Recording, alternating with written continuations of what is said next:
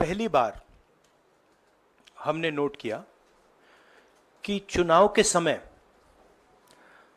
प्रधानमंत्री ने, home minister ने और फाइनेंस मिनिस्टर ने स्टॉक मार्केट पर टिप्पणी दी। प्रधानमंत्री ने 2-3 बार 4 बार देश को कहा कि स्टॉक मार्केट तेजी से आगे बढ़ने जा रही है।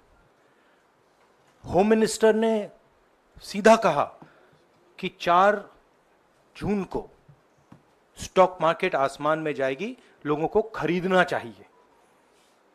और यही मैसेज फाइनेंस मिनिस्टर ने दिया। फर्स्ट, ये आज थोड़ा हम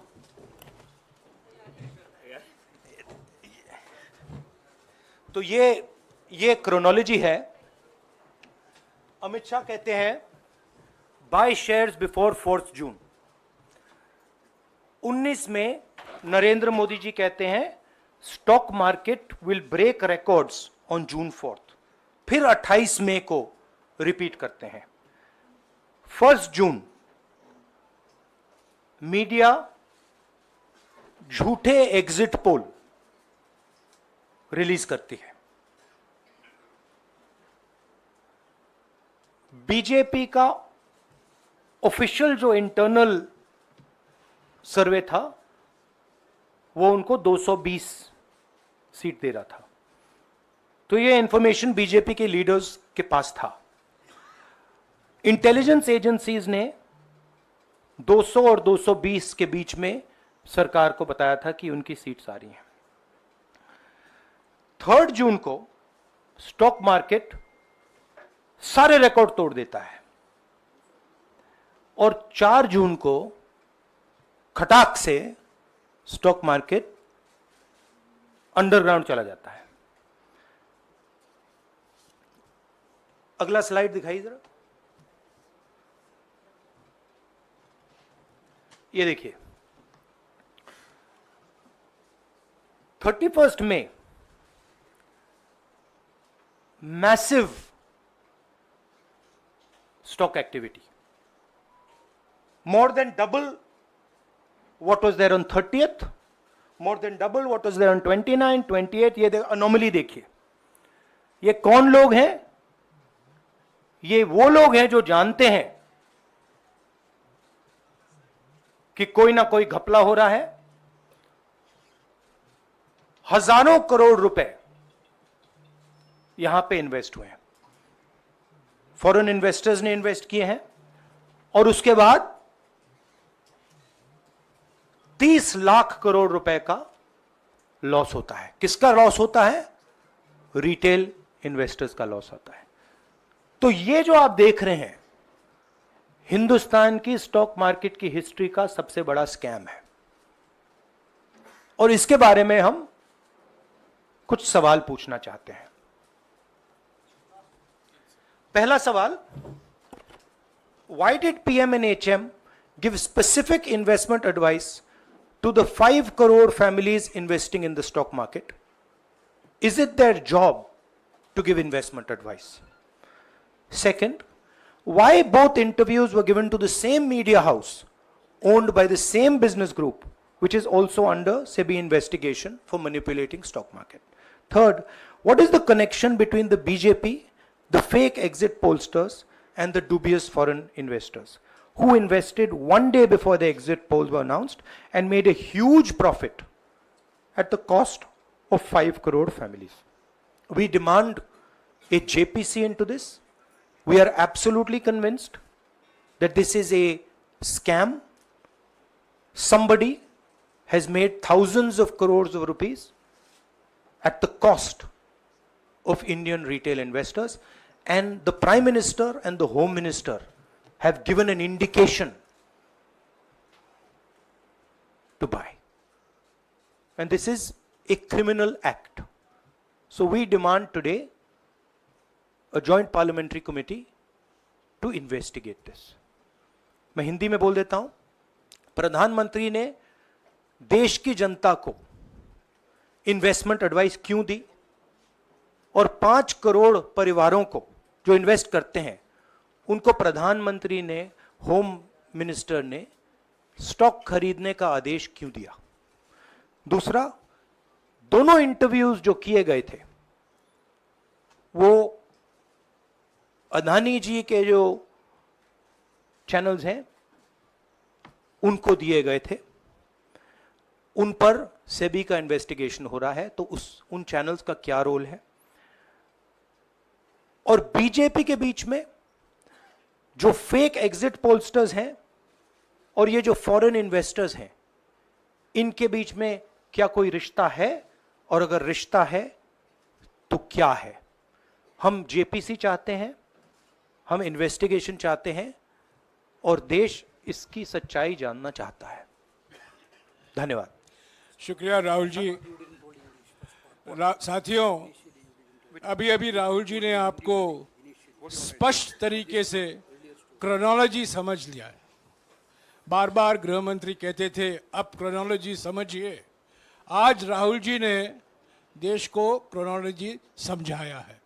इसके ऊपर अगर आपके सवाल हैं तो एक एक और बताया, और आपके कहने का सीधा अर्थ है कि अडानी को इसका फायदा उठाने के लिए किया गया है? नहीं, मेरा कहने का यह अर्थ है कि उसमें अदानी इन्वॉल्व हो सकता है, मगर ये अदानी से बहुत बड़ी चीज है। इसमें बीजेपी के सबसे बड़े नेताओं ने कहा है, रिटेल इन्वेस्टर्स को मैसेज दिया है कि आपको स्टॉक खरीदना चाहिए। उनके पास इंफॉर्मेशन थी कि एग्जिट पोल्स गलत हैं, उनके पास इंफॉर्मेशन थी कि बीजेपी को फुल मेजॉरिटी नहीं मिलने वाली है, और वो जानते थे 3 जून को और 4 जून को क्या होने वाला है। कितने का? 30 लाख, कितना? 30 लाख करोड़ का नुकसान हुआ है। कितने का?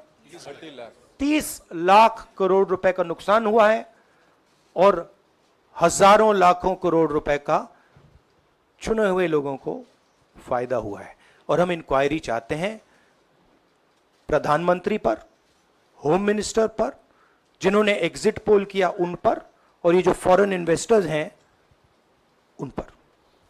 हाँ शमीन, हमारा कहना है कि यहां पे बड़ा क्लियर है कि स्कैम हुआ है। प्रधानमंत्री ने डायरेक्टली कहा है, होम मिनिस्टर ने डायरेक्टली कहा है, इंडिकेट किया है जनता को कि स्टॉक मार्केट ऊपर जाएगी।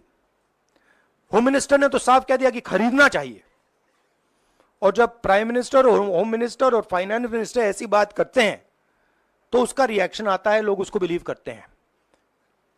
तो बिल्कुल क्लियर है कि इन 3 लोगों ने कहा है। यह भी क्लियर है कि इनको मालूम था कि रिजल्ट 400 का नहीं है, 300 का भी नहीं है। तो ये हम पता लगाना चाहते हैं, उसमें आप जो कह रहे हो वो भी शामिल है। राहुल जी, ब्रह्म प्रकाश दुबे, इंडिया डेली लाइफ से। मेरा सवाल ये है कि जो आपने बताया है इतना बड़ा स्कैम है, पहले भी आपने कई मामले उठाए हैं, जेपीसी की मांग पहले नहीं मांगी गई है, तो क्या आपने कहा ये आपराधिक मामला है, क्या कोर्ट में जाएंगे या पुलिस में शिकायत दर्ज करेंगे? क्योंकि आप कह रहे हैं बहुत बड़ा घोटाला है ये। नहीं भैया, मैंने अभी आपको शिकायत दर्ज करेंगे क्योंकि आप कह रहे हैं बहुत बड़ा घोटाला है ये। नहीं भैया, मैंने अभी आपको बोला हम जेपीसी डिमांड कर रहे हैं, इन्वेस्टिगेशन डिमांड। अगर नहीं मांगते तो पुलिस में, कोर्ट में जाएंगे?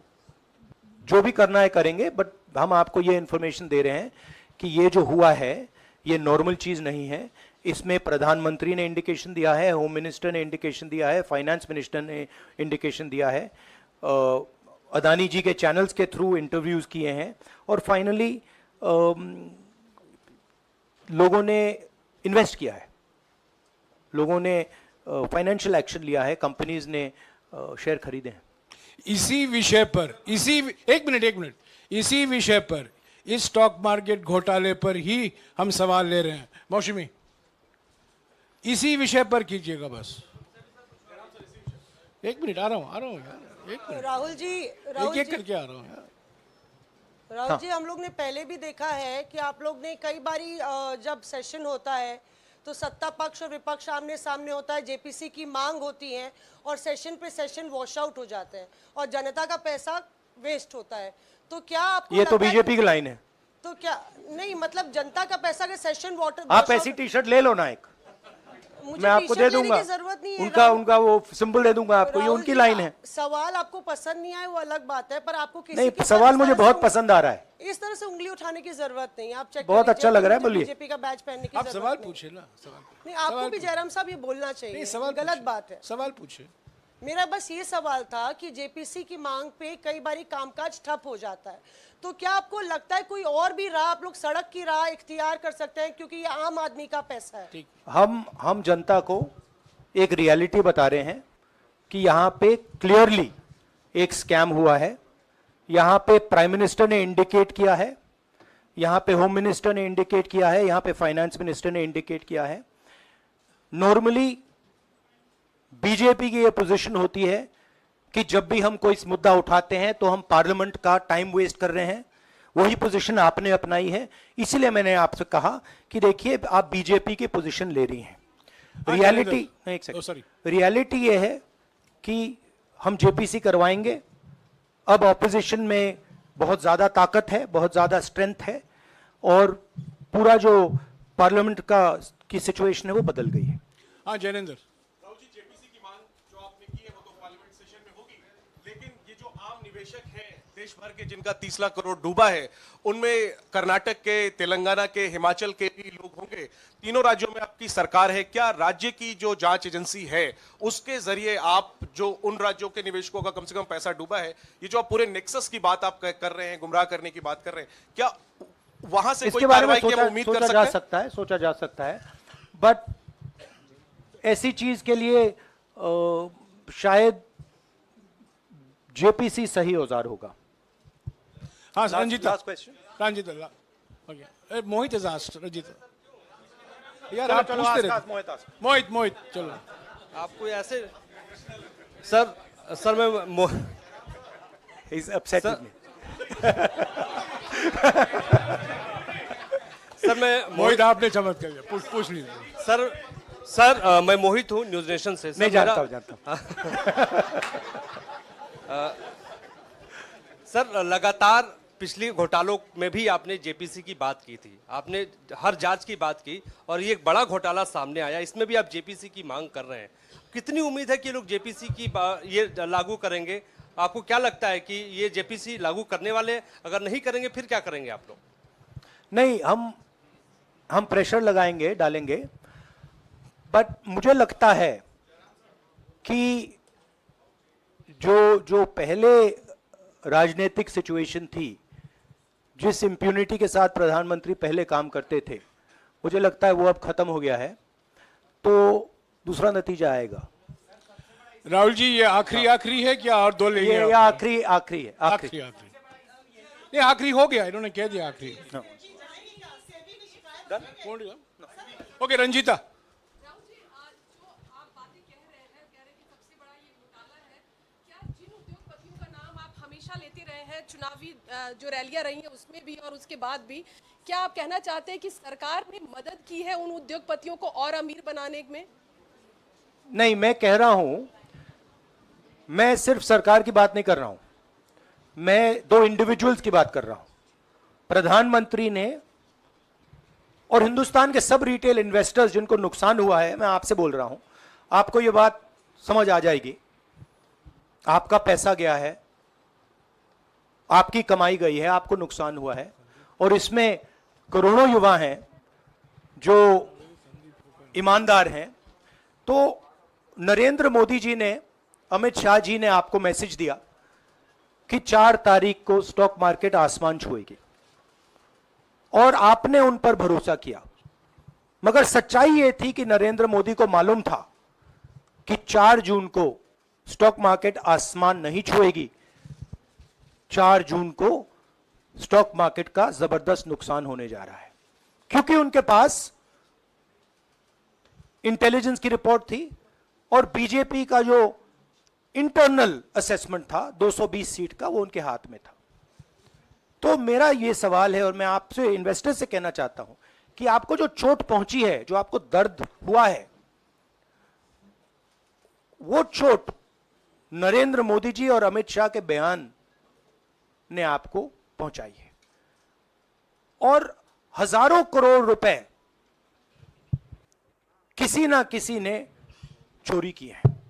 वो आपके जेब से गए हैं, रिटेल इन्वेस्टर्स के जेब से गए हैं। तो मैं चाहता हूं, आपके लिए बोल रहा हूं, मैं आपके लिए बोल रहा हूं कि इन्वेस्टिगेशन होना चाहिए, पता लगाना चाहिए कि प्रधानमंत्री जी ने, होम मिनिस्टर ने आपको यह गलत इंफॉर्मेशन क्यों दी, और ये कौन लोग हैं, इन्वेस्टर्स जो हैं, फॉरेन इन्वेस्टर्स हैं, जिन्होंने इस दिन फायदा उठाया। ये देखिए ग्राफ है, ये रेड चार्ट जो है, इसको देख लीजिए। ये नॉर्मल ट्रेडिंग है, ये नॉर्मल ट्रेडिंग है, ये ग्रे वाली नॉर्मल ट्रेडिंग है, और ये जो ट्रेडिंग है ये अबनॉर्मल ट्रेडिंग है, ये 2-3 गुना है, और फिर ये हुआ है नुकसान। तो ये नरेंद्र मोदी जी और अमित शाह से मैं पूछ रहा हूं कि आप में इसमें आपका क्या रोल था, और रिटेल इन्वेस्टर्स के लिए पूछ रहा हूं, आपकी मदद के लिए, आपकी मदद करने के लिए पूछ रहा हूं, और इन्वेस्टिगेशन होगा तो आपके लिए होगा। धन्यवाद। शुक्रिया।